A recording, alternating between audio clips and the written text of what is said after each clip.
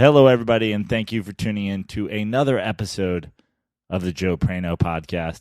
I am your host, Joe Prano, and this is the Season 2 premiere of the JPP. We had an extended break for the holidays. It got tough to wrangle people away from Christmas and New Year's and Hanukkah and Kwanzaa and Martin Luther King Day and just repeated holiday watchings of Die Hard, I presume.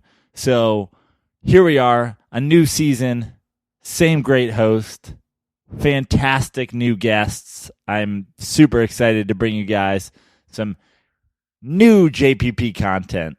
Before we get to today's episode, a couple of business details to handle. I will be at the Pittsburgh Improv this weekend with Eddie Ifft. That's January 26th and January 27th, the Saturday and Sunday of this week. I'll be there, 2 shows Saturday, 1 show Sunday, opening for my good friend Eddie. And you can get your tickets now on improv.com in Pittsburgh. We were supposed to do Thursday, Friday, and it has since been announced that Louis C.K. will be doing those shows instead. So we got bumped for Louis. He didn't even ask our permission. Usually he asks permission, but he did not ask our permission. And so he'll be doing Thursday and Friday, and we'll be doing Saturday and Sunday. Apparently I'm getting the same rate and doing half the shows. So I think I just got a pay raise as far as I can tell. Works for me. Come and see me and Eddie at the Pittsburgh Improv this weekend. After that, I'm headed to New York City. I'll be doing Frantic, which is the fantastic Monday show that The Stand always runs. Their location is closed, so they're doing it at Rockwood Music Hall, and I'll be on that the 28th, Monday the 28th. So come see me on Frantic, and then I'll be at Empire City Yonkers Raceway, Empire City Casino on Wednesday, January 30th. Before bouncing around the city to all kinds of other locations. So if you can't make any of those shows and you're in the New York metropolitan area, keep your eyes out on joeprano.com for dates. And if you're not in the New York City area and you want to know if I'm coming your way, which I might be coming your way soon. I'm coming to a lot of different places, and those dates are all up on my website at joeprano.com. So go there. If you're excited to see that I'm doing a new episode, you caught it on Twitter, you caught it on Instagram, you caught it wherever, and you haven't rated this podcast, reviewed this podcast, or subscribed to this podcast, please go and do that now. If you didn't see this episode today because you're already subscribed and you pulled it open in your podcast app and you're like, look, it's a new JPP, go to iTunes or Stitcher or SoundCloud or anywhere that podcasts are sold or given away for free, and subscribe to the show, because subscribing really helps, rating really helps, and reviewing is fantastic. I always love to hear your guys' feedback. Put it there in the reviews. I check the reviews every couple weeks. Put in the reviews that it's been too long since I did an episode, that you need more of them, that you can't get by without the JPP, that this is your favorite podcast, or that this is your least favorite podcast. Give me 1 star. Give me 0 stars. Is it possible to give 0 stars on iTunes? I don't know. Let's find out. Go do it. I don't care what you give me. Just give me an honest rating in iTunes. It helps a new show, which, despite being in season 2, this still is. This is still a baby podcast as far as podcasts are concerned. I am very excited for today's episode. I have the owners and proprietors of EARTH-2 Comics, a fantastic comic shop, comic book store here in Los Angeles. The owners, Carr D'Angelo and Susan Avallone, were nice enough to join me on today's episode, and I'm stoked to have them on because, as some of you know, I enraged comic book fans recently by saying in passing that there are too many comic book movies these days. And I stand by that. I do. And just like I say on this episode that you're about to listen to, people have painted me the wrong way. I am a comic book fan. I had comic books growing up. I had graphic novels growing up. I have a Batman tattoo. The greatest Christmas of my life was when I came downstairs. I think I was 5 or 6 years old, and I had the Hall of Justice, where the Justice League, all of my characters, all of my action figures could now meet and solve the world's problems and plan to fight evil. I had the Hall of Justice.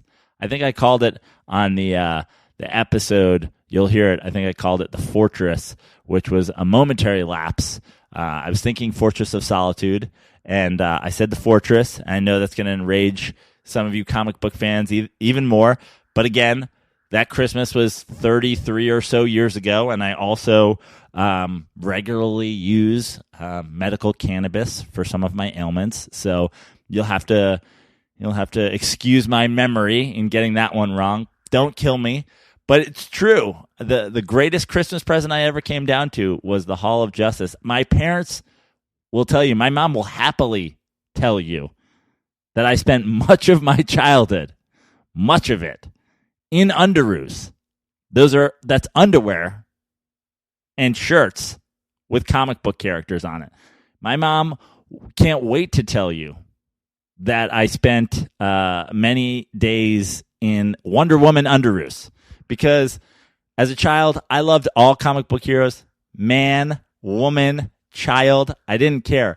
I am a comic book fan, and going to EARTH-2 Comics brought me back to my childhood days when I would spend hours and hours bouncing between the baseball card store and the comic book store and the arcade and the movie theater, and it was fantastic. But you guys came at me because I said there's too many comic book movies, which I still believe there are. I don't need 10 Thors and 10 Captain Americas and 40 Spider-Men and 26 Avengers. I love that I just watched the latest Avengers movie. I watched Infinity War finally, and I loved it. It was great, but I don't need the 400 movies that go into that. We talk about on this episode how all these comic book movies have kind of made the medium and the small size movie not a thing anymore, because why spend $50 million making a movie to potentially make $200 million when you can spend $400 million making another Avengers and make billions of dollars? It's I still think there are too many, but as sort of an olive branch of peace to you comic book nuts out there, I really wanted to have Carr and Susan on the show. And it was awesome. I sat down in the comic book shop and we talked all things comics. We talked what it's like to own a shop, comic book movies, their transition from the world of working in Hollywood to comic book retail, dealing with customers, the best comic book in their store, the most expensive comic in their store, everything. And it was awesome, and I think that you guys are really going to love it.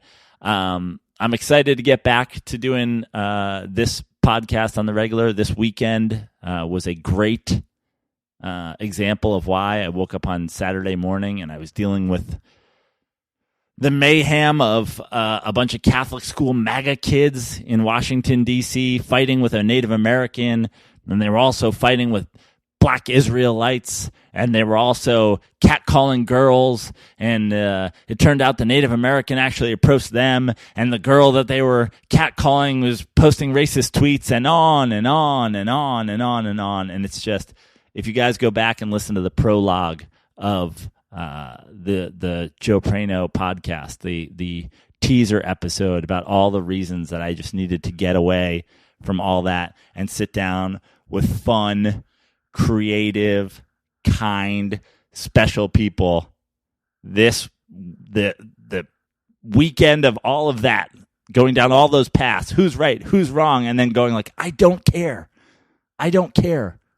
Let's just talk to some great creative people is precisely why I started this podcast in the first place, and precisely why I wanted to sit down with fantastic people like Carr and Susan and talk just something creative and fun and genuine like comics.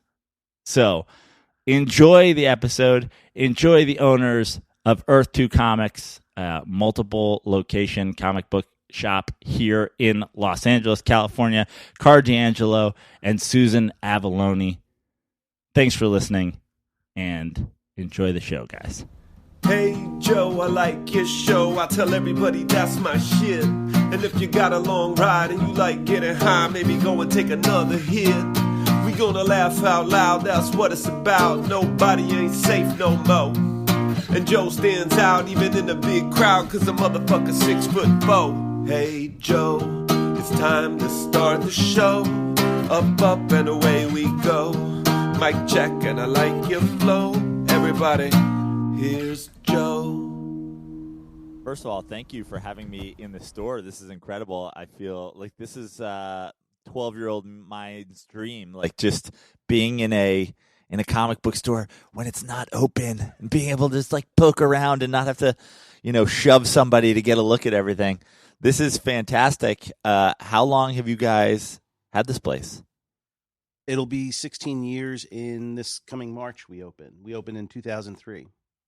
And we have a second store as well that we opened in 2009. So that's going to be the 10th anniversary this year.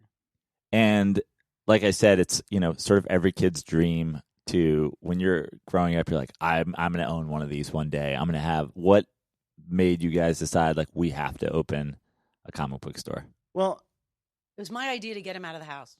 Basically. That's the long and short of it. I mean, we had moved out here to be in the movie business, and we did that. But as a hobby, my interest was always comics. I mean, when I was a kid, I grew up in New York, reading comics, collecting comics, and all the big comic publishers, DC and Marvel, were in New York. So I always dreamed of getting a job there.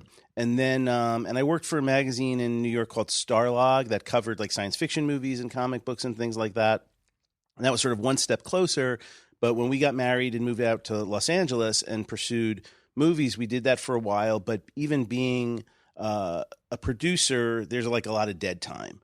It's like Sisyphus pushing the rock up the hill, and you can spend a year on a project, and then the rock rolls down, and all that work was for nothing. The word speculative is not a joke. Yeah. Everything is speculative. And that feels good and exciting when you've got ideas and projects that you're excited about, but you spend years in speculation and things don't reach their goal, and we both came from magazine editing, and it's like, no, you've got to get that article. There's always a goal, and there's a finished product. And so we're finished product people, and it was very frustrating to work on things for a long time and not have them. So instead of going home when you don't have something to do, you can come here. Well, in my downtime, I started, just for fun, because I was looking for things to buy. eBay had started around 1999 or something like that, 1998. And I was as a hobby buying things I wanted and selling. Sometimes I'd buy a larger collection and break it down and sell it. So I was doing that in some of my downtime between projects. I was also the movie business started taking more attention to comics. It was post. Batman was the big thing in 1989, but it was starting to sort of build up again, and we weren't quite yet in the Marvel era of the Marvel Cinematic Universe, but there was that budding interest. So I was looking at the comics business and how did it relate to movies, and going to San Diego looking for projects to possibly option and all that kind of stuff. So I was putting a lot of time into comics, trying to marry the two things. And then, I was reading a lot about the business and about how the business at that time was changing from the periodical type of magazine comics and more into book product. And that was, graphic novels was the phrase everybody was coining. And I'd run in and I'd go to Susan. I said, look, here's this article I just read. And this part of the business is up 10% or 20% over last year. So that thing I was telling you, I think I was right. And then she said, maybe that would be a good side project. So you'll have something going on. Side project. Whenever you say side project, 10 years later, you wake up and you've done nothing else. Right. But that's what happens. Right. You get, we thought, we can still pitch and take meetings and work on scripts and do retail 7 days a week, right. And throw events and buy product 3 months in advance and, all that kind of stuff. It's you get on a different kind of train, and we still keep a little bit of that open, but it became hilarious after a while to even talk about we're doing both. Yeah. Because it was just, this is so all encompassing. When also I think about comic book stores when I was a kid in the 80s and the 90s, and they seemed like they were everywhere, and then they disappeared. There was a bust, yeah. There was a bust, and now I feel like in looking up, even just kind of doing some research for today, I was like, well, let's look at the best comic book stores in LA, and you guys are on all those lists, but there's more than I thought there would be. And I know there's obviously the boom with all the movies and everything, but 13, 15 years ago, that was a time where I imagine there wasn't a ton of comic book stores out there still. No, part of the reason we opened a store in Sherman Oaks is because, again, Susan's very smart. And one of the things she noticed was, why are you driving so far to get your comics? He was going 20 miles east or 20 miles west. He was going to like Woodland Hills or Burbank, and it was You're going to save money starting a store than paying for the gas. You're supposed to do that kind of market research when you're developing any kind of business, but you don't have to do that market research if you're already a customer of that business. You don't have to do that kind of studying. He knew where the holes were, and so you can sort of imagine, again, the business, how many TV and movie and creative people live in the Valley being served by so few stores. You go, okay, where isn't there one? Right. Where is there nothing? Where's that hole across the street from a Starbucks that's going to be built that you imagine is going to happen? And in the 90s, there was a couple shops here in Sherman Oaks that I used to go to, and they one of them was actually owned by Forbidden Planet, which is the big comic book store in England, and they also have a big New York store. And it didn't, at a certain point, it didn't work, or whatever happened, they closed. So that was one of the reasons. Again, we recognized that this was an area that needed that shop. Also, one of the guys I went to down in Woodland Hills, his hours were so short that I would have to race there because he would close at 6. So if I wanted to get my new comics after work, I'd have to leave work early. I'd have to get on, I'd be on the 101 calling him please, I'm 5 minutes away. It's 5:55. Please don't close. I'm going to pull up. Let me buy my comics. We do get those calls here too. And no matter how many hours you're open, it's we're always pushing the envelope in Los Angeles. Right. And especially with the roads, we're sympathetic to people who have that issue. And we were talking before we were recording. We were talking about when you were working at Universal. What were you doing when you were working there? And were you guys together then when you were both in the business? Yeah, we got married in New York and moved out here together. Okay. And both of us worked in development, and Susan writes scripts as well. But we both sort of started with development jobs. I was a script reader at Universal, and then became a development executive and a production executive, working. Again, the funny thing is I thought I was going to be working on big blockbuster movies because I thought that's where with the comic books and stuff, that's where my sensibility was. But it wound up being, and partially because it's what Universal was doing at the time, we just wound up doing a lot of comedy, low budget, sort of on the fly, under the radar. It was great to do because when you're working for a studio, there's a lot of oversight, but there's a lot less oversight when you're working on a $10 million movie. I know that $10 million is a lot of money, but for a studio that was making Waterworld, for $200 million, right. $10 million was you're as long as you're on time. And we had a great producer, Bob Simons, who always would come in under budget. So, and that was his thing. He goes, if I give them back $500,000 at the end of the day, they'll let me do anything I want. They don't care because they saved money. I'm not the one going to them, causing the problems, going, I need another week, I need this, I need that. So a really smart producer. Happy. So we got to have a lot of fun doing movies like Billy Madison and Happy Gilmore I was supervising, Reality Bites with Ben Stiller, and again, and when I look at it, however many years later, I like that they're movies that whenever I just turn on the TV, and you turn on USA Network or whatever, just the other night, I'm flipping channels and there's Billy Madison and a lot of the other movies that Universal and other people made. And we still watch it. We still can't help it. It was the shampoo scene, and I would always tell Adam, that's my favorite thing in the world, that shampoo and the conditioner having a conversation. That's one of those moments for me with him that crystallized why I love him so much, because we all do that. Yeah. And it's just sort of still see his face when they fall onto the tub. Yeah, and it's the sad face. Totally. That's such a classic shot. Yeah. It just stops you and warms your heart, and you just laugh, and it's magical. It's still so much fun for me to see that stuff. Now, you were talking about looking for project going down to San Diego and Yeah. sort of that 16 years ago, that's really before, like you said, obviously before the Marvel universe and everything that's happened. But that was in a time when comic book movies, besides the Batmans, Right. sort of were all failures. Like everything that they tried, we had Superman in the 70s and the 80s, Right. and then Batman worked, but then they tried everything, and it was always it just didn't live up to those films. And it seemed like it was that they were like, we're not going to try to spend the money on these anymore. We spend too much, and they don't make anything. And what at the time, what were you thinking in terms of, I'm going to go search for those? Well, it wasn't about superheroes. A lot of what was going on, because it was the beginning of,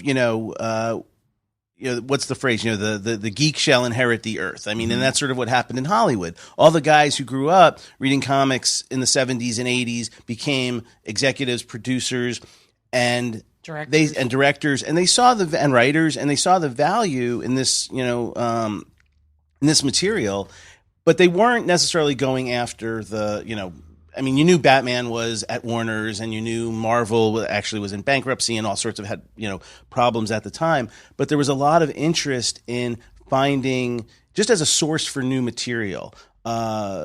Because there was always a lot of projects. I'm trying to think of examples, but even things like Turtles, was an indie book that turned into obviously it had its history as animation, Teenage Mutant Ninja Turtles, but you had the cartoons and everything, and it was really big as a movie. X-Men and Spider-Man, which were around 2001 or something like that, still began that beginning of maybe there's something here. But a lot of producers were looking for like crime stories and science fiction stories, and they were just looking for good material that was off the grid. Because when I was at the studio in the 80s, everything was about books. It was all about John Grisham and buy that novel. That novel is the secret to a blockbuster movie. The Color Purple, all those kinds of things. As a development exec, your job was to like hound those New York agents to give you those early galleys. Like we fought over them. That's what all the phone calls were about every day. It's like, who's got that manuscript?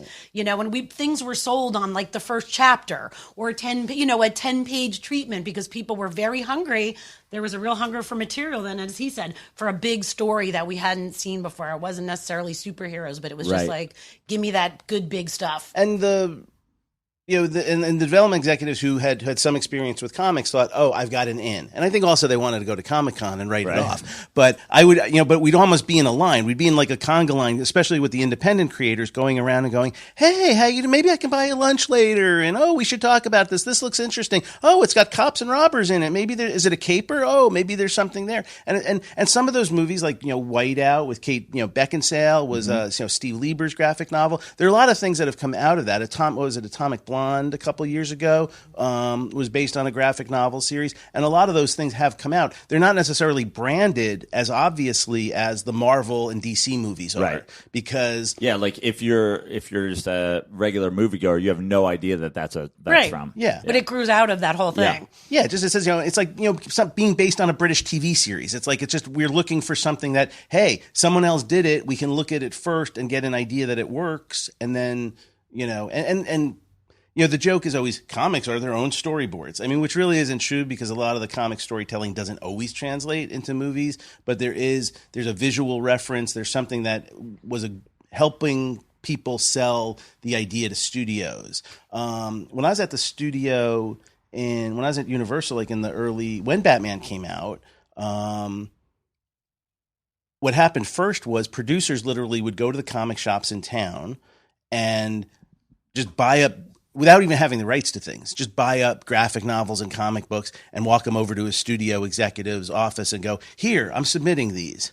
And then when I became a reader, I raised my hand and said, let me read all the comics. Because everyone else was reading the comics and going, this is a comic book. I don't get it. So I said, I'm not gonna love everything because it's a comic book. Let me read the comics, and I'll tell you, this one has potential. This one has this has a premise. Because sometimes there's a kernel of something that could be a movie more than other things. And Carr had an area of expertise at a time when a lot of people in his position didn't. So again, I can brag on him better than he can. He put the Hulk into development, and Archie's, and Mad Man by Michael Allred. And when Variety wrote about it, he was the comic book guy.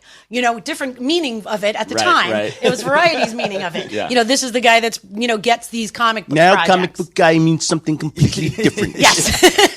But that's what it meant then. And it was kind of an anomaly. It was like, again, it was like doing the Sandler movies. It was sort of like in Hollywood, you have to do the thing nobody else is doing, but it's close enough to what everybody else is doing.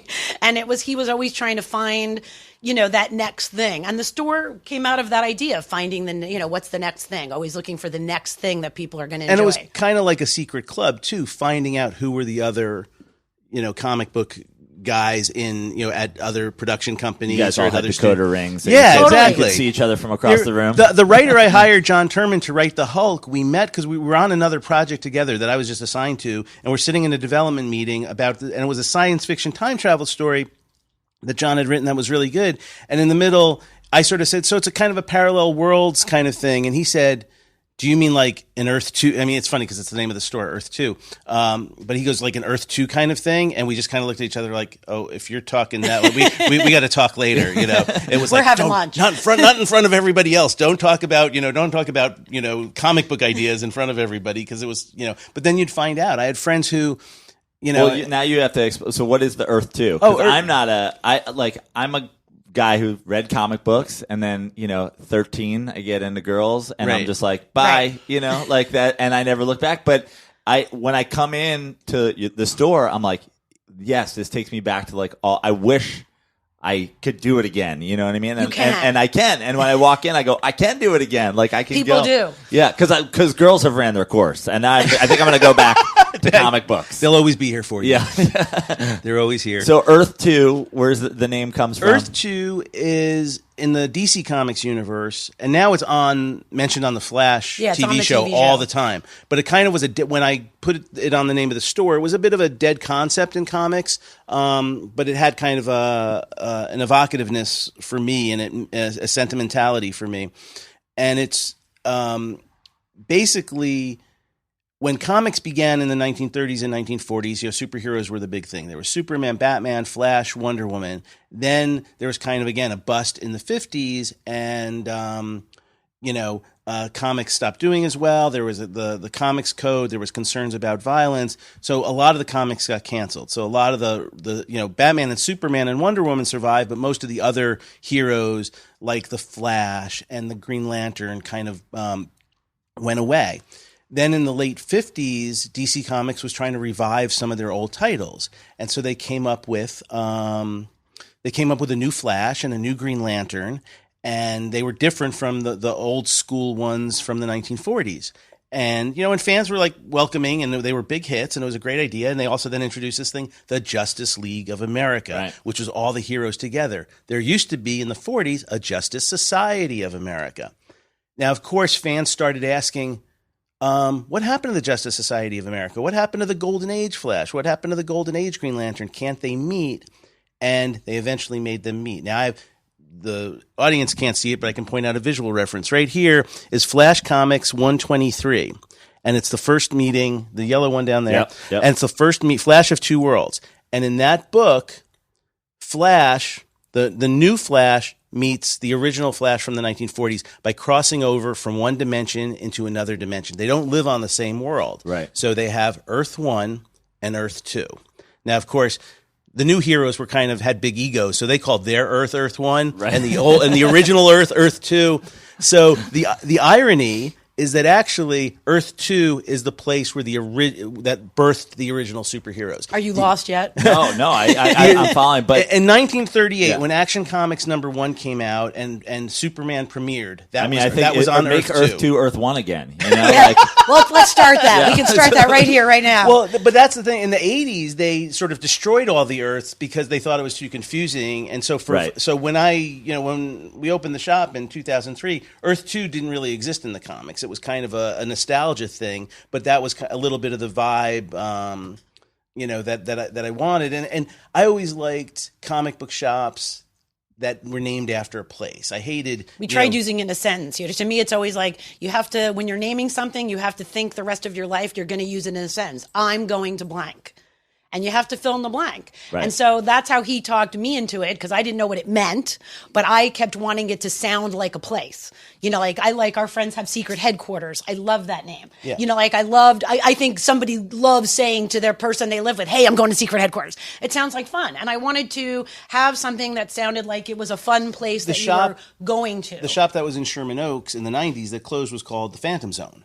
And that was like the joke. Susan would go, where are you going on Saturday afternoon? I said, I'm going to go over to the Phantom Zone. And it just sounded, I was going to another place. And if you're walking by somebody when you say it, exactly. It sounds exciting. You should be going to the doctor to get his prescription. So this is, so anyone who comes here gets to go to EARTH-2. They get to go to another world where the glory days of superheroes never ended. And they're stepping outside of their regular world. He wanted to call it the Cosmic Treadmill, and he still thanks me for not letting him because I just kept going. Like, again, this is LA. I was like, that sounds like a new age fitness place. Yeah. It's like if I drove by the Cosmic Treadmill on Ventura Boulevard, I would think that's somebody combining, fitness and woo-woo. Right. Like, yeah. It would, right? Randy, you can set it up tomorrow and somebody would show up. And it's one of those crazy comic book ideas that I love. The Cosmic Treadmill is the machine that Flash runs on to go from EARTH-1 to EARTH-2. Wow. So that was it's cool, right? Yeah. But wouldn't you, again... Anybody with any kind, and it was too many double meanings, just too many double meanings. It's something you really have to think about and sit on and play with for a while. And you don't know you have a good name until much, much later. It's sort of like you have to live with something for a while and then you go, wow, I'm so glad we called this place that because it feels so right every time someone says it, every time I see it written down. You know what I mean? It takes a while to kind of. And what's caught up with us is that now, now so many people 10-year-old know what kids it is. Who watch the Flash TV show, which is a big hit for them, come in and go, EARTH-2, I know what this means, and then it's kind of like, okay, great, the cycle is beginning anew. So you pointed out this Flash comic, and to explain EARTH-2. Now we've got the Cosmic Treadmill, and I just see we're sitting right in front of this comic, and it's dead center in the middle of the store, and it's in a thing. Is this a centerpiece? Oh yeah, comic? I mean, it's for sale. Everything's for sale. I never, I always hate. I mean, we have a few things that are quote unquote fixtures. There's pieces of art or something that are on loan or part of the decoration of the store that are kind of permanent. But generally, I hate. I used to hate going into comic book stores and you'd go, how much is this? And the owner, like the guy in The Simpsons would go, oh, I'm sorry. That's my personal collection. I'm just showing it off to make you feel jealous today. And we didn't want to do too much of that. We have a few pieces. That guy really haunts every comic. Oh, totally. Totally. Jeff Albertson, man. Yeah. Totally. No. What makes a comic book valuable? That's a great question. Randy's question, so you can give her a little nod for that. Yay, Randy's very smart. When you give it to me, and then it gets a great question, then you got to get your props. She's got to get her props. It's very good of you. See? I mean, you got coffee. You get props, too. As with anything, the rarity. The value comes it's always from going to be supply and demand. Rarity and desirability. And one of the things that's going on in the back issue market right now, because of all the media, there's a fascinating relationship between the movies and TV shows and comic books because there's a rise in value for what we call first appearances. Mm-hmm. So the first time a character appears in a comic, like Black Panther is a great example. Last year was the year of Black Panther, and we're probably looking at Oscar nominations. And that's a character who was introduced as a character in the Fantastic Four comics. So there was eventually a Black Panther comics #1, but you have an issue of Fantastic Four, 53, 52. I won't say because I may get it wrong. Somewhere in the 50s. You don't want to piss off the people who know. This guy doesn't know what he's. We'll hear about it. This guy doesn't know what he's talking about. He owns I'm never coming there again. But 51, I think it's 52, and then 53. Yeah, that's it. But that's a book that I have a point of sale system that shows me my sales for the last 10 or 12 years, and I can look. I sold that. What I sold that book for 10 years ago. It's always been a popular book because Black Panther is a popular character. But when the movies come out, first appearance of Groot, first appearance of Rocket Raccoon, mm-hmm. You can watch it sort of go up and down. So in terms of what's making things valuable now, That's the main thing. Looking for those first appearances of characters who then achieve new popularity in the media, mostly because more people want them. And we always keep our eye on that stuff. We still read Variety and Deadline, for a lot of reasons, partly also because I will text him in the middle of the day and go, somebody just bought this comic for, like Deadly Class that was just on the other night. It's like when that gets announced, when Jessica Jones got announced, it's like, boom, we got to, we see the news, we put up a display, we find everything we have. Yeah. When the Guardians movie came out, he was always a big Rocket Raccoon fan. So kind of someone who knew that was going to be a great character and a great piece of property. And it took a lot of people by surprise. But for him, the second we saw the ad, he was like, oh, I think I've got a box of Rocket Raccoon comics in the garage because I saved them and I loved them. And now they're going to have value. If you guys, and you are just proximity and having worked in the business, you're ahead of the game. But you see something or you get a hint or something's happening. How do you acquire what is here, or is it all? I mean, not everything. A lot of it's here. We look around. Right. Yeah, we look around.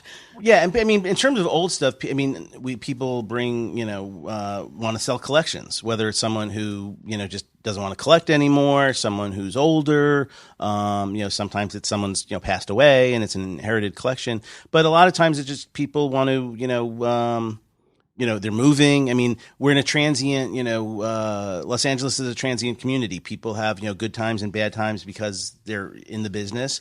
And it's like, oh, I'm moving back to Oklahoma, so I can't take my 10 boxes of comics in my, And very often it's I'm moving in with a woman. Right. Like, I don't know how many times. No, like if we had to track the number of like different reasons why people come to us, there's death, there's I found a storage facility, I moved into a house that had something in its closet. But my favorite is always I'm moving in with someone who said you can't have an entire room of this stuff, and your entire room of this stuff has to go away so I can bring my stuff and actually live with you if you want to live with another person. I gotta imagine the percentage of those that work out are low, right? They're like, take everything you love and sell it to these guys. No, and it's true. And I always think, again, you have to make compromises when you're in a relationship. We've been in one a long time, so I'm well aware of that. But I also always, sometimes we have that moment. I know you had one once with a sad guy who was packing up his stuff, and he was sort of having that moment of, I should have known we weren't suited for each other for how she felt about this stuff. You know what I mean? Like when someone can't respect there's compromise in living together, and you can't have a room of statues, because that's overkill. Yeah. But, that's an adult conversation. But you never want to be in a relationship with somebody, whether it's comics or sports or anything, where their entire life is looking down at that thing that you love, because that's probably not going to have a long, know what I mean? That's not going to wear well. But a lot of times it is also just maturation of someone going, I need to have a nursery. I don't need to have a comic book room, and that's a reasonably mature. That's a happy one when people are just making an adult decision of we have too much stuff and we're making room for something else. Yeah. And then there's also and new stuff just is it's just again anticipating the Marvel Infinity Wars movie was somewhat based on a graphic novel called Infinity Gauntlet. So you just kind of have to be aware and make sure you have that in stock, because over that period of time leading up to the movie, you're going to have more people walking in and going, hey, do you have something that's like that movie I liked? And also because we're in Los Angeles and Hollywood, what I love, sometimes I hear about things because when they started the Walking Dead series, and what was that, maybe 10, 12 years ago? And it was a successful graphic novel series, comic book series. Robert Kirkman's, created something great and went on to create a hit TV series from it. But people started coming in because they were going up for the jobs. We get the production designers and the cinematographers and people who want the source material. Research. One of my favorite moments was a woman coming in and going, do you have any Walking Dead comics that I can look at? And, we showed her the books, and she was going up for the job of costume designer. And she heard what it was with the zombies, and she thought, oh, this is going to be kind of boring because like the torn clothing, the cliche kind of, and also that it must be, it's going to just be normal clothing because there's going to be limitations on the job because they're in the apocalypse, they're not changing clothes, every week, obviously. But what she found fascinating is when she picked up the book, the comic book is in black and white, and suddenly like her face lit up. She goes, I get to pick the colors. And I'm like, yeah. She goes, oh, this isn't going to be a bad. This is going to be a pretty cool job. Yeah, we love it. That's like I love Like when the that opposite reaction I have. I'm like, great. I only have to do 2 colors. Perfect. This lazy man, like, oh, perfect. They've already told me what they're gonna wear. No, she realized like there were certain things. There was something she could add to it. Yeah, something yeah. she could bring to it for That's her what own she said. portfolio. She goes, oh, so I for- can decide what this character wears and what that character, because you're only seeing, all you're seeing is a T-shirt in the, right. in the comic book. Now it seems like, back in the day, it was almost the comic book fans were driving studios and TV and everybody to make comic book properties, and now, like you're saying, people see the movies and now they're coming to the comic book store to find that. Let's talk a little bit about just the explosion of the comic book world in film. It seems like this would be your perfect time to, like, you were working in it when it wasn't happening as much. Right. Would you go back now? It seems like everything is Oh, he would go back. lined up No, for he would. you. He would make. You're a comic book guy. No, but he would make a movie tomorrow. I mean, Yeah. we would if we found something that we wanted to do and the time and People always go, well, why did you leave the movie business for your comic book store? I go, it's not like I had to file a resignation or something. we say the movie business fires you. You don't Yeah. fire the movie business. No, it was a mutual breakup. Yeah. No, you just sort of, you're not as busy. You're chasing people around. It's like, look, but it's also, I'm. People always ask him, we joke because people always ask him, after Ant-Man especially came out, the question we always got, especially from our old friends in the development world and anybody that comes in here that works for a writer or a director or an actor, what's the next Ant-Man?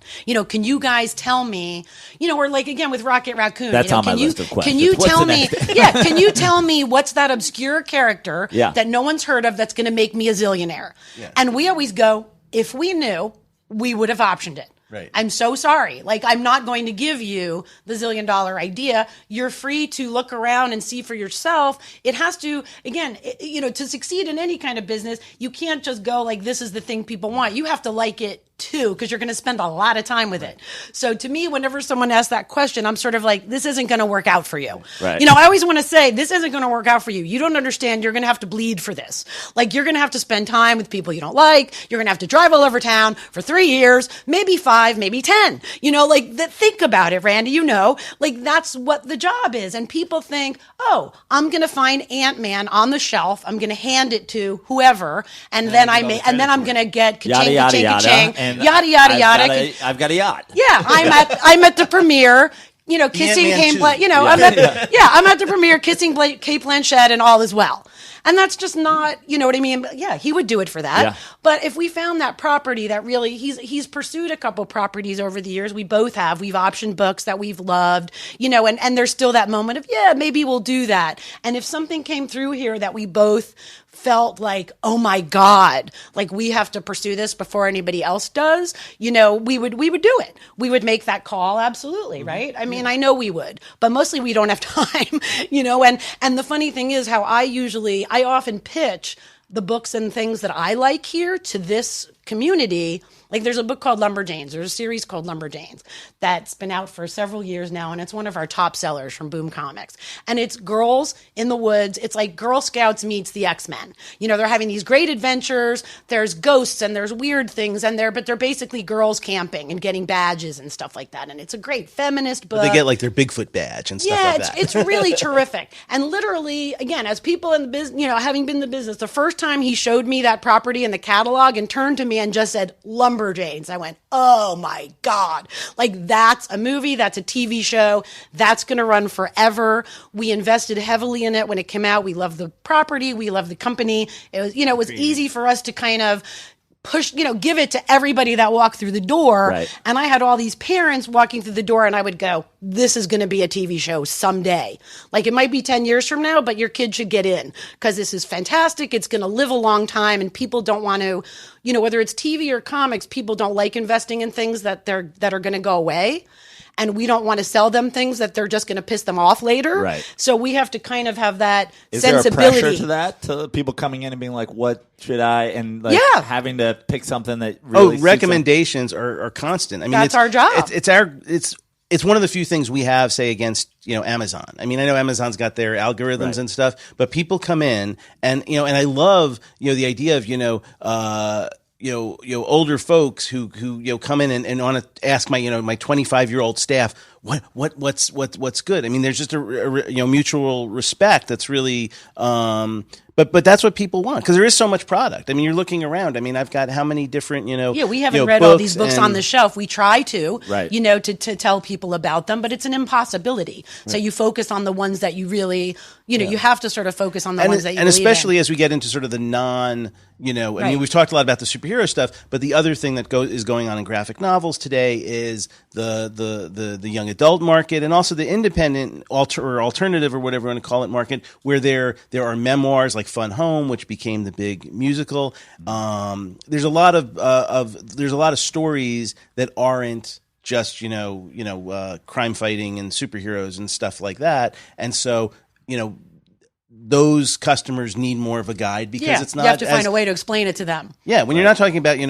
obvious genre stuff, trying to make recommendations that you want people to enjoy it. I mean, there's certain books that we'll give sort of a guarantee to, that if you don't like this, bring it back. But this is this one's got like a 95% penetration rate. Saga always comes with a guarantee. There's certain things, again, that for us are solid gold. Lumberjack. There's certain things that we know the audience, we know this person, and we'll ask people, what kind of movies do you like? What kind of TV do you like? And it's like, we know you're going to love this. And if you don't, just bring it. Again, we don't do it with everything, but with some things we can say, if you don't love this, bring it back. We'll sell it 5 seconds later. Yeah. Because this has such a following and such, it's so beloved.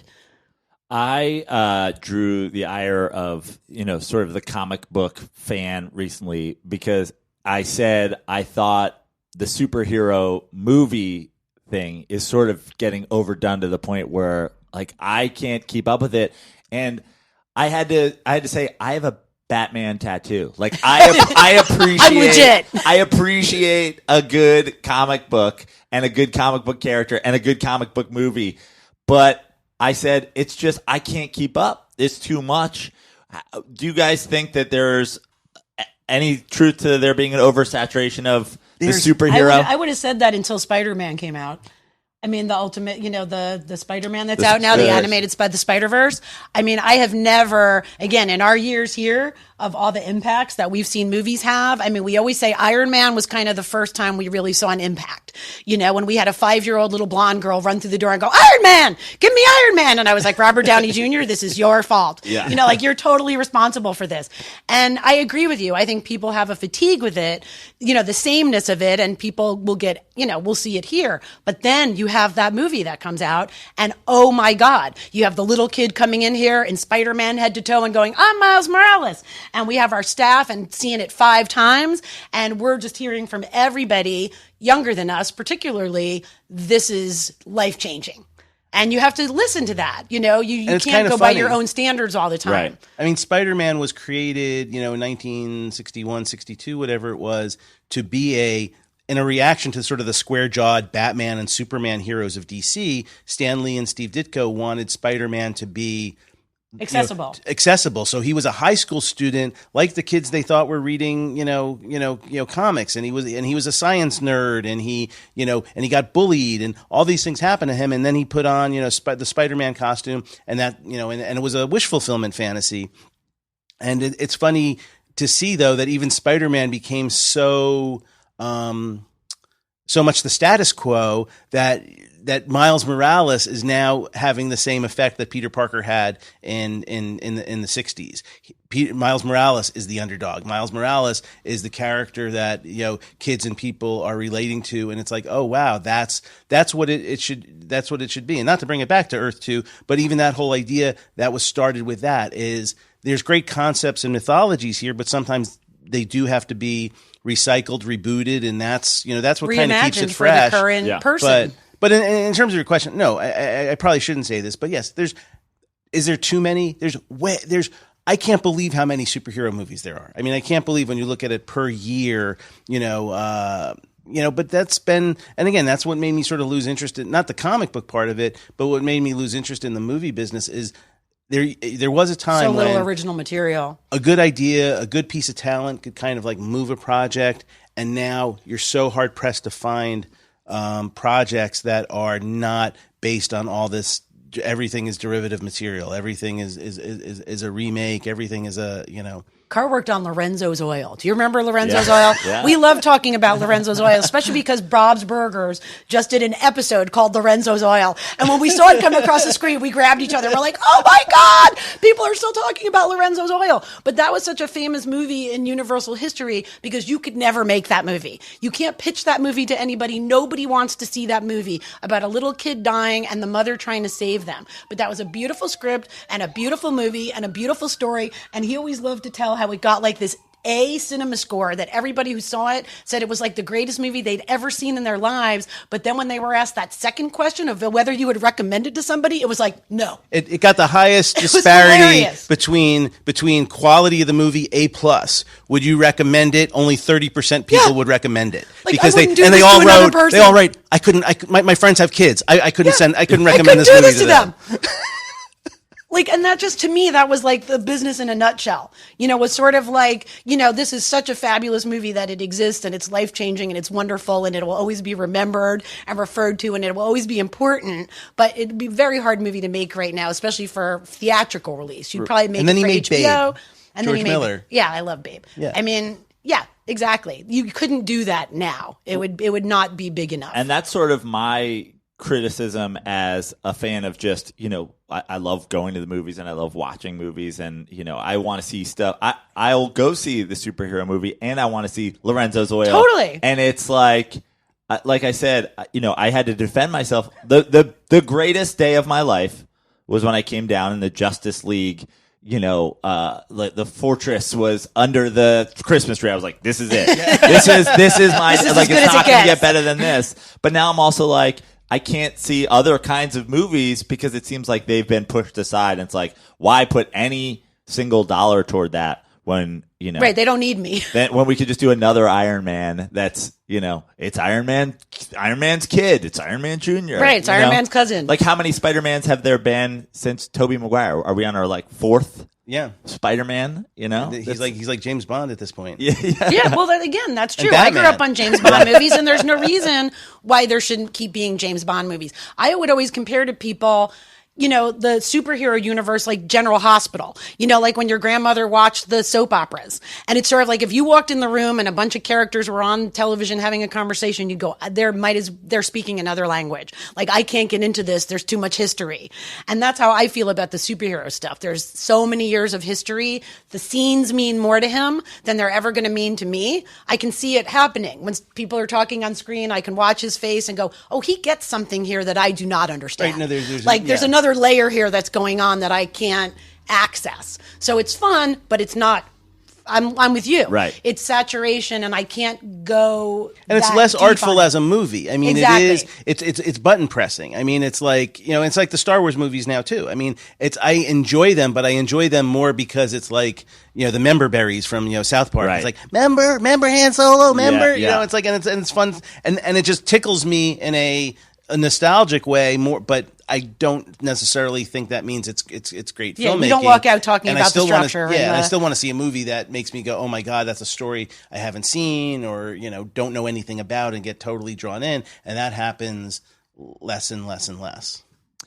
Obviously, when we brought up Spider-Man and we started talking about Spider-Man, you mentioned Stan Lee. Yes. Passed away recently. Yes.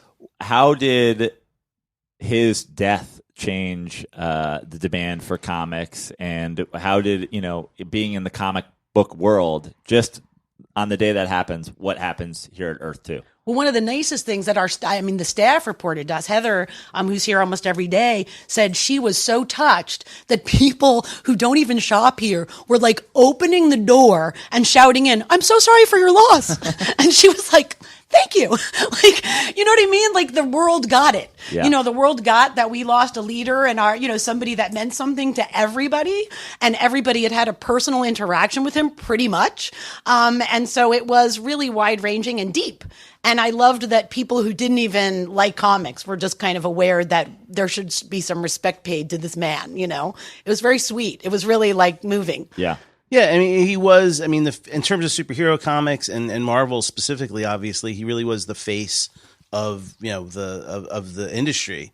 And I'm fortunate I got to work with him when I worked on the Hulk movie for Universal. He was one of the producers and part of it, and a lovely man and so sweet and friendly. This is Ed Norton Hulk.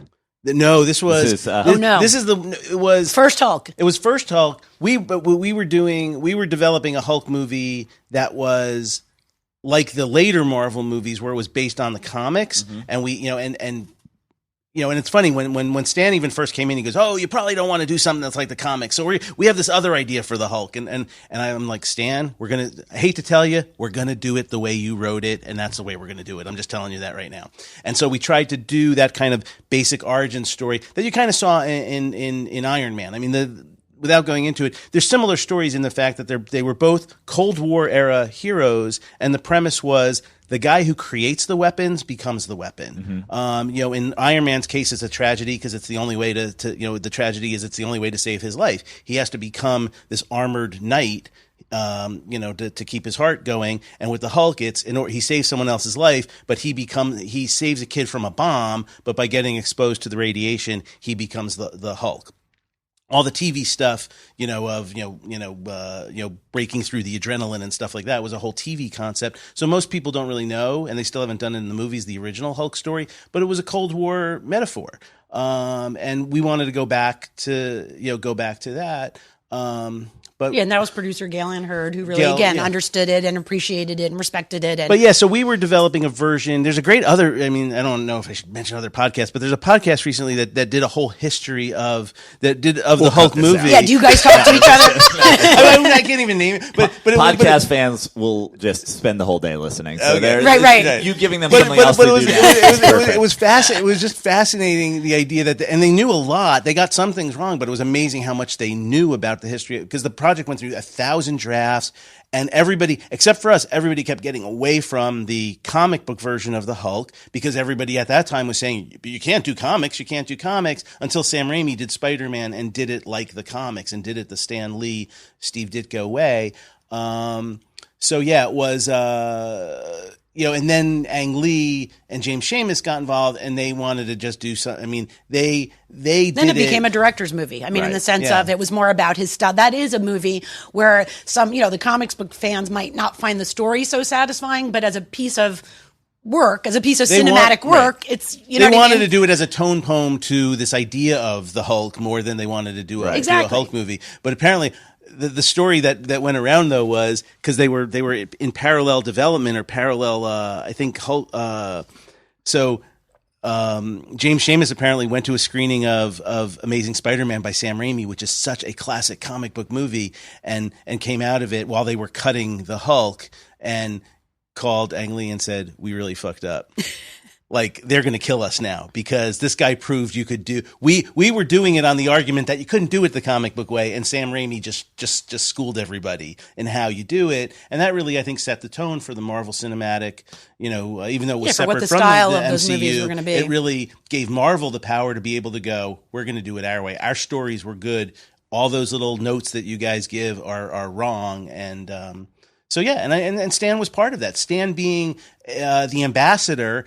And as I said before, in the 80s, in the 90s, all these guys, we secretly were like having lunch with Stan Lee, and I'd have friends who were other writers. I just called Stan Lee at his office and said I was a big fan. I could have lunch, and Stan loved the attention because he wasn't getting the love in the mid 90s. He was, like I said, Marvel was having financial problems. He was doing cartoons. He wasn't a movie presence. But he made himself. But he became a movie presence by making himself so available. Yes, and so cooperative and collaborative and intrigued by people's ideas instead of being that guy. If he'd have been the guy shutting stuff down, nothing would have happened. Right. You know what I mean? It was because of his large ass and his belief in it, and that's what really carried the day. And he wasn't like, oh, my way or the highway. He was like, he was always open to good ideas. Exactly. And that's, again, we've all witnessed things where something gets shut down because the holder of the thing is so precious about it. They don't let anybody run with it, but he always had that willingness, like, hey, have fun with my stuff.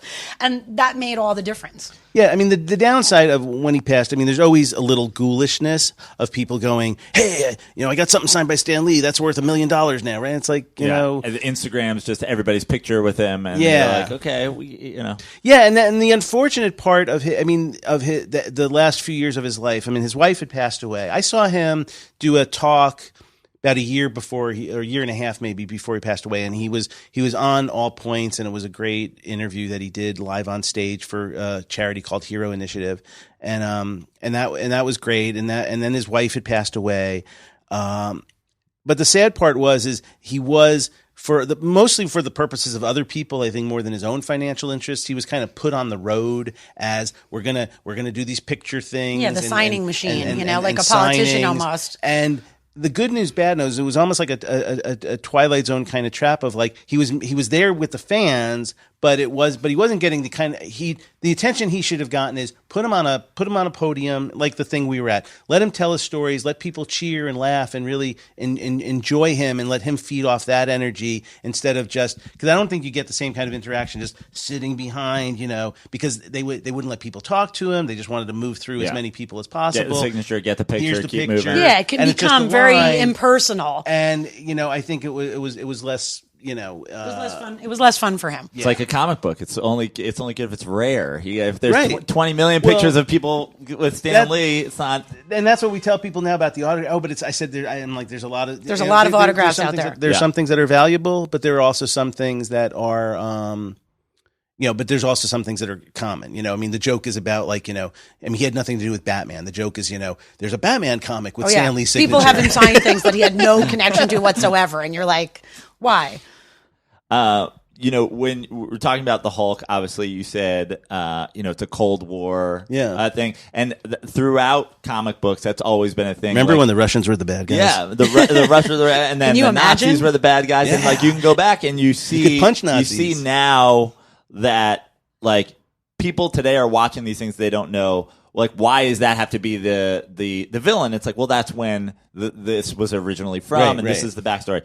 So with everything that's happening politically today, do you guys see things that are newer, that are coming out of what's going on, and what are those characters or properties that are sort of tackling today's issues? I mean, you said that we have a feminist Lumberjanes, that's certainly on the movement. A friend of ours, Jerry Duggan, wrote a great series called Analog. Yeah. And I always pitch that one to people because I thought it was such a cool idea. And then again, I pitched it to people as, this is going to sell. And then the guy who did the John Wick movies, bought it to direct. But it was the idea of in a world where we're all being hacked and we don't trust data anymore, we might actually have to go back to olden times with couriers. And if there's an important piece of paper that you don't want hacked, some guy with an attaché case is going to have to deliver it, and then those guys are going to get killed. If you want a message that only the people who need to see it, the only way to do that is to put it on paper and have a courier deliver it. And that's a case where we saw the title. I saw the title. I knew it was Jerry, I can't remember the artist name. I'm sorry. But you know what I mean? It was we paid definitely attention. Definitely a better title than Bike Messengers. Yeah, exactly. It's a guy with attaché case. Yeah. We paid attention because right away we saw good title, good concept, very modern, but also has this great, I pitch it to people as remember in olden times when they had to bring something to the king, but they were going to shoot that guy. They were going to shoot that guy with an arrow on his way to deliver that document. This is the modern version of that. No, and there is great, satire. I mean, Mad Magazine has been just, killing it with a perfect time for Mad political Magazine satire. They did an Edward Gorey type of, alphabet kids book poem about the school shootings, and it's and it was just heartbreaking. And harsh in exactly the right way that you need it to be during these times. There's a cartoonist who he started as a zine, and then they produced it as a full color book called The Unquotable Trump, and it takes Trump's actual quotes, but draws them as facsimiles of comic book covers, and just because they're so bombastic, and so it's him as the Hulk, shouting, I'm going to build a wall, or whatever. And that's one of our most popular books. And it's been incredibly popular. And kids love it. My favorite thing is when a 5-year-old or 8-year-old runs into the store and goes, "Oh my God, he's like a cartoon character, isn't he?" You know what I mean? They get it.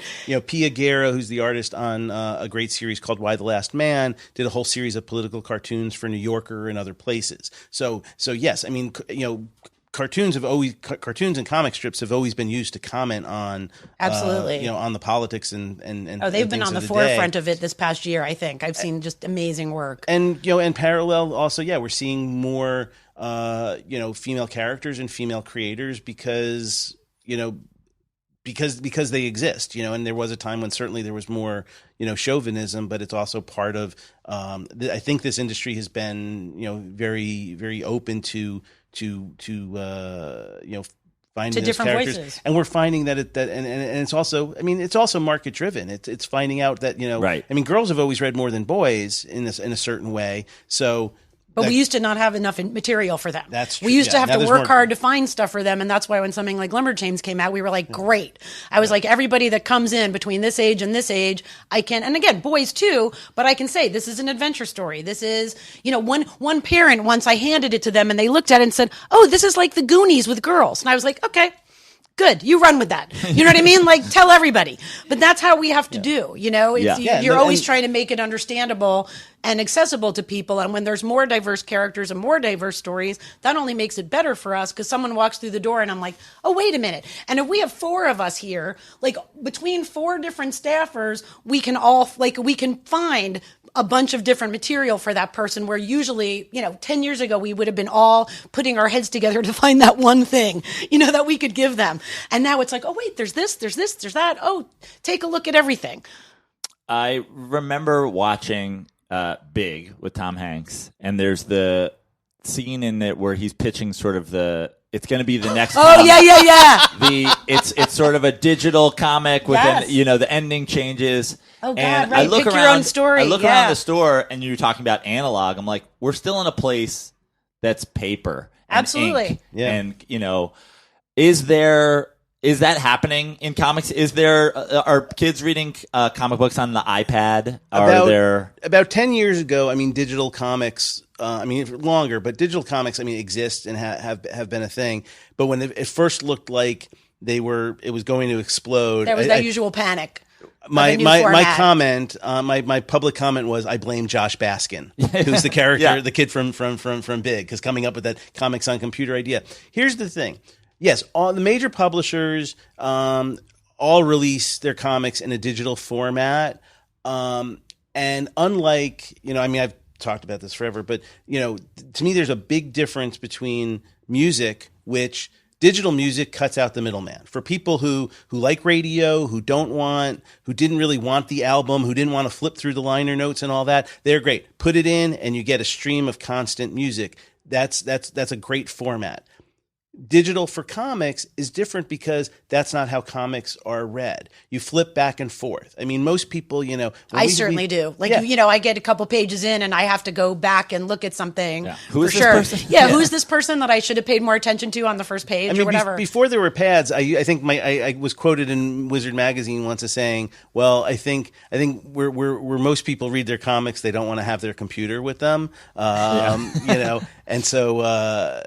Then the computers got smaller. But then the computers got smaller, and we're all When in, it's a phone, we're all in it's there all- with our yeah, phone and their iPad. But it exists. It hasn't broken the market. There was a time about around 2011 where it was nervous making because the publishers were putting their marketing efforts, it seemed, on trying to switch paper people to digital people. Mm-hmm. There was they were trying to get us to, it was crazy. Again, they were aggressively, when you've got a new format and you've invested as a corporation in it, you want everybody on board. Right. And so, for a lot of retailers, that was a moment in time where we were all standing by going, really? Yeah. Are we chopped liver? Like, why do you want to leave us behind? Because we're still the ultimate Do you really place. think you want to give us cards to give to people for free? Because that's what they wanted us to do. They're sending us cards to give to people for free digital comics. And we're like, you understand we're not going to do that. It didn't make sense to us. But again, we knew it wasn't going to do away with it because it's a collector's medium and it's a paper medium, and books are still more popular than anything else because you can walk around with them and own them and write in them and really personalize them. Your digital copy of Rocket Raccoon is never going to be worth anything. No, but just last week I was in the store on Saturday and a regular customer came in and the first words out of his mouth were, "I read this digital comic. I know I have to have it." So it's a great, as he was saying about music, it's a try. I love the idea that there's a place somebody can try something. Because, not everybody has unlimited resources, and we all should pick and choose what entertainment we're buying. And if there's a way to get somebody to sample something before they buy it, I have no objection to that whatsoever. And I think it's actually, unlike what you were saying about Los Angeles, there are places in the world, I hate to tell you, that don't have a lot of comic books, where they might be few and far between. Comic book shops. I know, comic book shops. Yeah. And so, other countries. So again, I think if the digital marketplace can help somebody who's got an hour drive to the next comic book store, and they might not get there in the winter, but they can still be reading the product and associating with the characters and enjoying it, and then eventually, if they're on vacation, or they're somewhere, they'll buy something. That's only good. Right. And for a lot of collectors, the digital options are like their library. Like they can, especially for older stuff. What's great is the archiving. Yes, as a reference. All those old 60s Stan Lee comics, all those old 60s Batman and Justice League comics that everybody even, and if you buy the valuable back issue, you don't want to take it home and flip through it. So for a lot of collectors, they have their collection that they value, but when they want to read the story, they can call it up on their iPad. You can really mess up that digital copy, and nothing happens. Yeah, I mean, when did Hulk first fight the leader? I want to read that story again, and within they don't have to break their back looking through their boxes. They can just pull it up on their computer. Yeah, we approve of that. I mean, that's, like I said, there's no downside to that Good at all. thing they have our approval. Yeah. Yes, they need it. Well, again, we don't see it as an antagonistic thing, and there was a moment in time where it was potentially that. Like and then mostly because the publishers were really a bit bold-faced about wanting to, how do we switch the people who are buying from you to buying from us? It didn't feel good. It didn't last long, but it didn't feel good while it was happening. I don't really want to help you with that. Yeah, we're gonna put these cards in the dumpster. And, yeah. It was like, can you have a kiosk that leads people to digital comics? And we're like, there were all sorts of things. Yeah. We want to put an iPad on the thing so people can order their digital comics in your store, and we'll give you 2 cents for each comic. It was just that kind of stuff. So we had to kind of, like when you're in any business, sometimes you have to see this change coming and kind of sit back a moment and go, okay, how much do I have to worry about this? Is this really going to have an impact, or does it want to have an impact more than it's going to have an impact? Right. So that's why we become more of an event space, and again, a space where people can be a community and come in and go, what's going on? What can I read? And looking for those recommendations, because those are still the things that they can't navigate easily digitally. Yeah, Carr says it's a sports bar, and I always say it's somewhere between a sports bar and like a knitting shop or a fabric store. It's a hobby. It's a place for hobbies, and then everyone in your building wants to talk about what's going on there. It's not, you know what I mean? It's people are so happy when they're here, and other people are here, and they can see what they're reading and talk about it and talk about the movies. They come here for that. Well, more impressive than any superhero power is that you guys are a couple and that you do this together, and you seem we don't kill each other. Yeah, you seem to not kill each other. You're not even cutting each other off when you speak. Which, a little bit. I tap him. My girlfriend and I can't even share an apartment. I'm like Randy. I know how to do this. Do you guys have any advice for folks working together, like a couple working together? You guys seem to do a pretty good job. We've been together a really long time, and we've gone through a lot of different staffs and jobs and all this kind of stuff. And there was one time we had an event here that went like ridiculously well. You know what I mean? Like there's always things that go wrong. And we had one event here once that went really smoothly. And again, we're always just one. And it's like that production thing. When you're at the end of it, you sort of go, what did we do right? You kind of take a step. If you want to learn from it and do it again, you sort of have to sit down when you're wrapping everything up and go, hey, that wasn't a disaster. How did we manage to do that? And I looked at him and I said, hey, honey, that day went really well. Like, how did we do this? I said, if we were making a movie today, what would you say our roles were? And without a second's hesitation, he said, oh, you're the producer, I'm the director. And I went, okay. Like, now I get, you know what I mean? Like, if we just stay in that zone and understand, I think the best way to make any partnership work, whether it's a marriage or a work partnership, is expectations and understanding who's supposed to do what. Right. If things go sideways, it's because somebody goes, you said you were going to make sure the parking lot was whatever, and I was doing this, and while you were supposed to be doing that. Like, if we set our intentions and sort of go, okay, my job today is making sure everybody gets lunch. your job is making sure the VIP guest, you know what I mean? Like we'll kind of set ourselves and go, you're in charge of this, I'm in charge of that, go. I think it's keeping a separation between the big picture and the details, but it's not always the same person. It's not like I'm big picture all the time and Susan's details all the time or vice versa. It's on specific issues.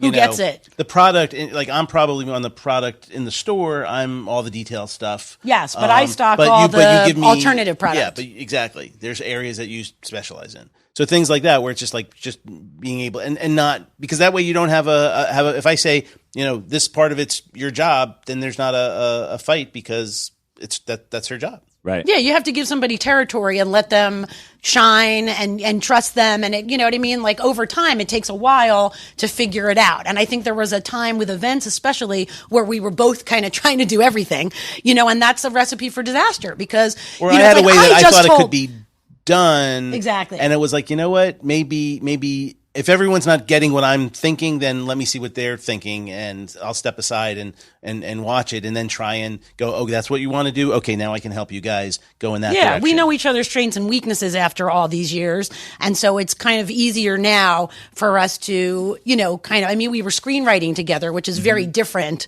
than running a business together, but it's that same idea. We had Molly Shannon attached to that script for 5 minutes.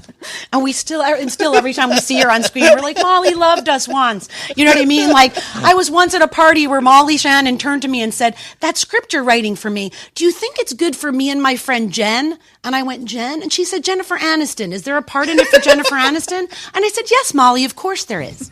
You know what I mean? Like, but that's a sideline. But that, you know what I mean? We still have that. We still share that history of laughing about that and kind of not being bitter about it and going, oh my God, that really happened. That was really funny. And that's a good story. And we still have such warm feelings about her from that time period, that we almost did a movie for her and it was fantastic. And it's still a fun thing in the memory box. But yes, what's worked for us over time is figuring out whose job is what and being in each other's way, but also knowing when to go, oh, that's your thing. Can you go do that? And I'll go do this. And we like each other. Well, that has to be, like I said, that's job one. Well, I don't want you guys to talk about it too much. Finally somebody's going to say something like, well, well, it's also knowing how to fight and disagree. That's why I put the microphone farther away. I'm going to do a couple quick questions here, and then we can wrap up because you guys got a store to open. Okay. That's true. First of all, what's the most anybody's ever came and spent in here? Has anybody ever come in and just gone crazy? Yeah, there are a couple. I can talk about one because it's actually on the internet. There was a show, an internet show about shopping in comic book shops, and they would take a celebrity. So Michael Giacchino, the composer, who did Lost and who does Spider-Man movies. The Pixar movies. He's amazing. Such an incredible talent and nice person. So he was a customer, and so they asked him to pick the store, and so part of it is they give him money to do a shopping spree. So that was a really fun, day. Reality television. That was a big sale. And there was another person once who, trying to get rid of cash. Yeah, every now and then we have a manic person trying to get rid of cash. Yeah, and the person that walks in, whether they work for somebody else that's come into some cash, and they're trying to buy. They want to buy that asset, like a gold coin. That's and not they sort of go walk down. in and they go, so what's the most expensive Walking Dead comic that you have? Oh, okay, $2,000. Great. Because someone bought about $3,000 or $4,000 worth of comics in cash one day that kind of had the feeling that it was like it wasn't so much about the specific comics. I was like, that person's never coming back. That they were kind of like it was like hiding. It was like buying gold bullion. They were laundering money. It's an asset. Yeah. It's an asset that you can convert They'll at some take, point that you're sure is going to stay as it's not going to depreciate. Yeah. At the very least. What is the single priciest thing in the store right now? Would it be that Flash cover? Well, the other day we had a $3,000 first appearance of Hulk 181 of Wolverine, which is Hulk 181 that we sold the other day. That's one of those mythic comics. Yeah. Yeah, it never so lasts somebody long. comes in knowing that you have that, or sometimes we put it we got it a online. couple weeks ago. We show it off online. I mean, it something like it never lasts long because it's one of the most in demand comics. So we put it out there and started getting some inquiries, and everyone's like, what's your best price? I'm like, I don't know. I think $3,000 is a pretty good price. That's why I priced it at that. but everybody wants a deal. But it was a longtime customer who was putting together a collection and was very happy to get it. Probably, I mean, part of it's emotionally and part of it is value. I mean, that Flash 123 is probably the top thing right now. It's very historic and means a lot. We have. I'll have to get a picture of it before I go. If that's okay. Without flash. Yeah. Yes, no flash. So no flash. No flash photography. No flash for the flash. That would be funny to put that on the thing. No flash photography. And and the priceless thing. We have a joke. There's the first appearance of Carr D'Angelo, which is $10,000. People name characters after somebody named a demon. Was it James Robinson? No, it was Jeff Johns. Oh, Jeff Johns. No, it was a victim. The Spectre, who's like sort of the spirit of justice, basically kills a guy for He's got a being fun name, so being a people play serial with it killer. from time to So time. I'm a serial killer in that book, and I get killed. But people always go, "Oh, what's that?" And then we explain it's kind of a joke. It's not really 10,000. Yeah. It's basically a 10-cent book, but it's But it's meaningful to us. meaningful Again, to us. value is a personal. And it's a we do personal have thing. it. We did a favor when Stan Lee had his convention in town, the Stan Lee comic convention. We got a gift. We did some work for them and got a gift from Stan, which is like a signed pop vinyl of Stan Lee. So that's probably the most priceless thing because I couldn't even put And a price on definitely after that. he died, everybody noticed it. Yeah. It suddenly became every single person at the counter suddenly saw it, Yeah. whereas it had been there for I don't know how long and no Yeah. one had ever Yeah, we've said had it for anything. a few years. And, Yeah, that just, But you it's see that happen all the then time. everybody sort of- It's like my signed Stan Lee Superman plate, Yeah, there you I go. hope that you guys weren't gonna. I hope there was gonna be a laugh and not get out. Oh, yeah. Have you ever had somebody come in and want to buy something or buy something and you were like, I don't know if you should have this? Like, is there somebody Ooh, where that's you're a terrible like, feeling. where you're like, I have you're- felt that. You're Yeah. just a kid who's dad No, will it's buy more him if anything. somebody's mean. It's sort of like it's never, you know what I mean? Like I just rudeness. It's like you don't like somebody when they're rude to the waiter. You don't like somebody when they're rude to the cashier. And it's sort of like or they're rude to their own kid. Most of the time, in retail you see the worst human behavior. But I would actually say, as a comic shop, again, being like a hobby shop where everybody likes the same thing, there's a different level of respect for the people who work here. Most of the encounters are wonderful and heartwarming and great. Like they really are. They really, truly are. And that's one of the best things about it. When people come in here and go, this is my Disneyland. I'm so happy to be here. And that's the tenor for it. It's not somebody buying groceries that's pissed off that the line's too long and they're trying to get home. When people come here, they're here to be here. They're usually not in a rush. Every now and again, we get that person who's here picking up something for somebody and they don't want to be here and they've not put enough money in the meter. And I just always want to go, it's Los Angeles. Either put enough money in the meter or stop worrying about it. But when they're standing in front of the person that's trying to ring them out and they've got that LA face of like, you better help me in this second or I'm going to explode. And sometimes they literally say that out loud. They'll go, I'm going to explode if this doesn't happen quickly because I don't have enough money in the meter. And I just want to get out. Like, we don't need you. We don't need you. I don't need anyone who's going to, treat people crappy. And so, yeah, we have those moments where you do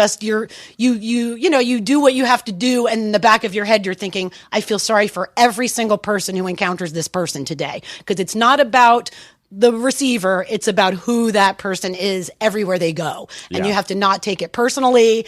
And, but it's always hard in the moment. I had a guy who was being a real jerk, and the two things that happened afterwards is as he was leaving, his wife turned to me and said, "It's not you." Yeah, I loved that so much. And I thought, how many times does she do that in a day? I was like, she might as well get a That's what it was. T-shirt. Yeah. So sorry. She was I'm so sorry. Yeah, I'm like, does she do that all day long? As he walks out of building, she turns around and goes, "Oh, please forgive us." And then How horrible there is that? were two teenage girls who were there, and after they left, I said, can I just ask what you thought of that? And one of the girls just said, he was so mean. And I said, okay, thank you. You Carl summed was it so up. happy that he was validated by teenage girls, like 'Cause that they know they mean. agreed. Yeah. Yeah, they know mean. He was like, They're experts. he felt so good about that. That was the best part of the story, was that they agreed with him. So we talked before about, people always asking like, what's the next thing? What's the next? Not on the what's the next thing, but for people who are maybe not, obviously, because it's hard to be as deeply ingrained in the world as you guys are. But what is something that each of you guys would say, you probably don't know about this, but check it out. This is something I really enjoy. Well, we got this book for a lot of friends for Christmas this year. Oh. And it's, again, for me, I look for the outer comics things because I was the dragged in person. And so we created this store not just for him, but for the dragged in person who I was. The person who is at brunch and their partner, male or female, young or old, goes, I got to go into the comic book store. And they're like, oh, and so when I see things that appeal to me that can be covered here, Lin-Manuel Miranda, who doesn't like Lin-Manuel Miranda? When I saw somewhere, probably on his Seems Facebook like kind feed, of a jerk. yeah. The world's most unpopular opinion. There you have it. Well, he's taking that long Puerto Rican vacation. Yeah, I mean, what's that guy doing kicking back? Yeah. But he smartly came out with this book with this fabulous illustrations by his friend Johnny Sun that was based on his Twitter feed of how he used to say good morning and good night to people. And it's very it's very affirmative. It's very positive. It makes you feel really warm and fuzzy inside, and it's wonderful. And I saw that it had the illustrations, and I was like, yes, I can carry this. You know what I mean? If it didn't have illustrations, it would be harder for me to get away with. But when I can send him a link and go, Lin-Manuel Miranda has a book out that has illustrations in it. Buy me as many copies as can humanly fit in the store. And so we got it, and I was so excited, and it was a super happy moment for me because we had the book shipped to the store, and I felt like I had, we had established ourselves in the minds of at least our staff as being able to bring in the big name guests, because one of the staff, Robert, who was opening the box, turned to someone else and said, did Susan get Lin-Manuel Miranda to come for a signing? And I was like, yes. I've convinced them I can get anybody here. I was like, no, we just really believe in this book. Yeah. The last one, I do this. This is sort of the standard question. When it's a musician, I say, what artist or a writer, what author. If you were stuck on a desert island for a year, you could bring as much as you want, but it can only be one. In this case, we'll say property, one character. What are you bringing for your year? Ooh, Watchmen. Oh, I don't know. Because I can read that over and over and over and always find something new. Can I also bring my Mad Men DVD set? Yeah. You can't live without man. There has to be man in the title. There has to be man in the title. Anything with man or man, there has to be in the plural. title. Oh, God, I don't know what it'd be. I mean, in terms of the comics world, I could read Saga over and over and over again for the rest of my life. And for me, Brian K. Vaughan was kind of my literature, my gateway drug to this stuff. And I can still pitch it to people and go, it's Romeo and Juliet with a baby meets Star Wars, and people get it. And for me, that was one where I was hooked from the first page and I could read it over and over again. And when it comes out, I set aside an hour or two and sit there like it's a movie and I have to go through the whole thing. And yeah, I definitely would want to.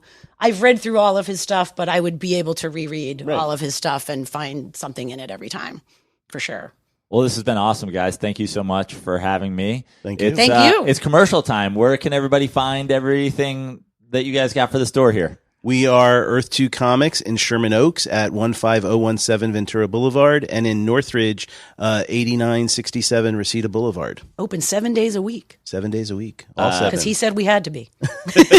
Instagram? Do you guys have a social media presence? Yes, we're on Facebook as EARTH-2 Comics and EARTH-2 Comics Northridge, and Instagram is EARTH_2_comics. I hate those underscores. I don't know. Yeah, for some reason, I don't know why I put in the underscores, but I think I couldn't get it the other way.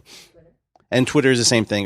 Yeah, we're not as active on that. Facebook stuff shows up there. Yeah. Guys, Events. check all the social media stuff. If you're in Los Angeles, come to the store, come browse around, come buy something. Hopefully this gets sort of the comic book fans off my back for half saying happy to think help. there's too many comic book movies. I take it back. Look, we did a whole thing from a comic book store. Thank you guys. Thank you, Joe. Thank you. See you guys soon. Hey Joe, I like Joe's show. I tell everybody that's my shit. See, I had a long ride, turn the volume up high, and the time flew by so quick. I laughed out loud, that's what it's about. I really don't feel safe no more. And Joe stands out even in a big crowd, cause he drinks till he hits the flow. Hey Joe, it's time to stop the show. Pack it up and away we go. Donate cause we almost broke. Everybody, that was Joe.